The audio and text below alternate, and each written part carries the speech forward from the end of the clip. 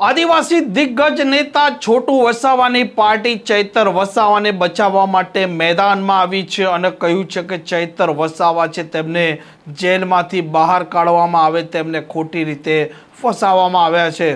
વૈષ્ણવજન તો તેને કહીએ જે પીડ પરાઈ જાનાને રે।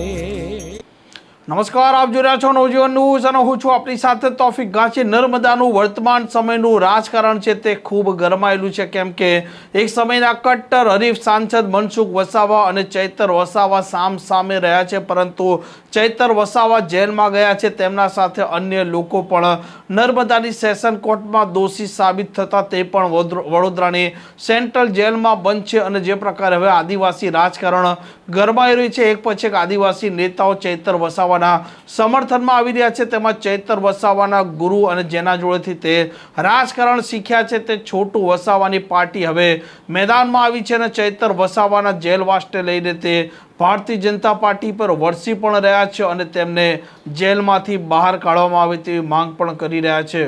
વસાવાને જે સજા થઈ છે, જે મતલબ આટલી મોટી સજા હોય જ ના શકે, એક લાફો મારવા માટે જો આટલી મોટી સજા થઈ છે તો એ માન્ય ના ગણાય।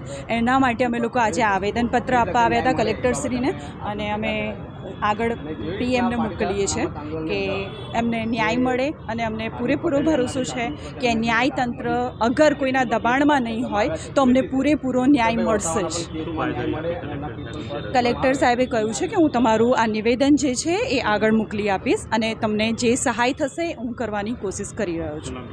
જે ડેડિયાપાડા જે ધારાસભ્ય ચેતરભાઈ વસાવા, જેઓને સેશન કોર્ટ દ્વારા જે 7 વર્ષની સજા આપવામાં આવી છે, તેને લઈને ન્યાય મળે ચેતરભાઈને એ બાબતે અમે કલેક્ટર સાહેબશ્રી દ્વારા રાષ્ટ્રપતિશ્રીને આવેદનપત્ર આપેલ છે।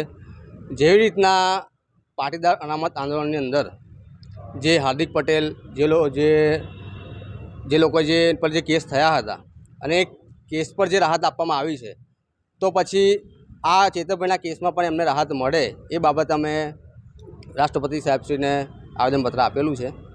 વહેલી તકે ન્યાય મળે એ બાબતે અમે સમગ્ર આદિવાસી સમાજના આગેવાનો આજે એકઠા થયા છે।